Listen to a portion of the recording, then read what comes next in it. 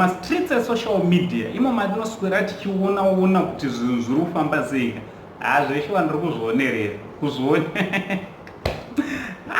aya zvakaoma zukuru ini ndinobvumidzwa kuti ndinge ndiri ndinoona nekutaura pamusoro penyaya idzi handiti ndinotenderwa sasekuru vevanhu, so the only Zimbabwean uncle handiti right. Teerera muzukuru, kana unga usati wasubscribe ka ndokukumbirisa kuti muzukuru ka please subscribe to this channel, woisa notification bell kuti pega pega patino uploada video ka unobva waziviswa, because izvi ndinozviita each and every single day handiti nema comments nema like handiti kuma comments ndokwatinotaurana, ma like zvine zvichiratidzawo kuti zvoni tiri kufarira basa handiti basa redu robva raenda mberi handiti rachiteerera vazukuru mukutenderera tenderera kwanendichiita ka dhumawo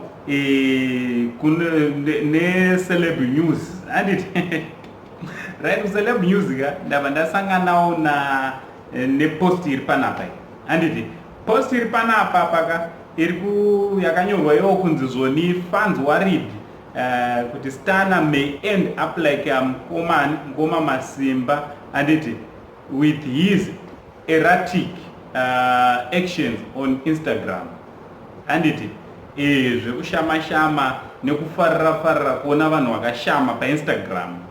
Stana zvaari kuita nekushama iye handiti vazukuru ka inini hanguka inini orairaga ndimbokuverengerawo macomments ndangochisvikirawo chichangotanga handiti right. Umwe wabva anyora achiti hanzi zvichapera nemisodzi chete, zvoitwa naStana izvi zvopera nemisodzi.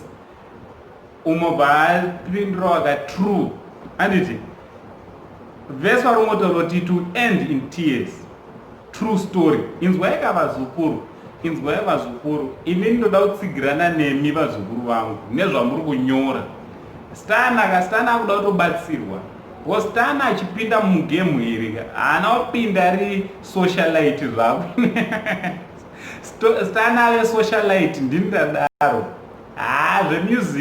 zvemusic zvatomuratidza atoratidza kuti zviri kumuremera, because an artist handiti artist chaichaika muimbi right, kwete artist muimbi handiti a musician hamboiwane time yezvinoswera zvichiitwa naStana kupererwa kuda kuramba achirira, but area yaanofanira achirira nayo ka haachaikwanise, because hapana wapanhu vari kupisa. Ndofunga muri kungoona wapanhu vemazuva ano vari kupisa. Stana chipo chine chakapera sesipos ndini ndadaro. Stana chipo chakapera sesipo chakapera sesipo, ndosaka akuda kupinda kune rimwe trade handi trade rechisocialite because dai Stana anga chipo changa chiripo ka I don't think kuti aiwana time yezvizhinji zvaanenge achiita zvima live zvinaka nebasa resu achitaura pamusoro pezvinaka nebasa pa-Instagram instead of him to be composing nekubatanidza music zvingoma.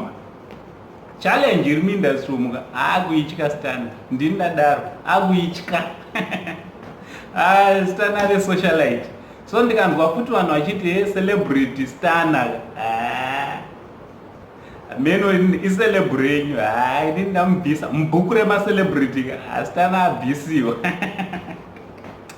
ndini ndadaro the only Zimbabwean uncle. Why am I saying so ka Stana isusu tomuziva kuti achirwa mangoma, Stana aimboimba zvinezvi kwangosara zita mbiri ekare ndoyangosara kuti zvoni Stana aidi handiti. So apa oneniwo I'm worried zveshuwa, I'm now worried kuti Stana nematambiro aakuita zveshe vanogona kupedzisira ave saMukoma Masimba. In fact inini ndatomubvisa kuWhatsApp group rimwe tatomisa group rana Mukoma Masimba handiti.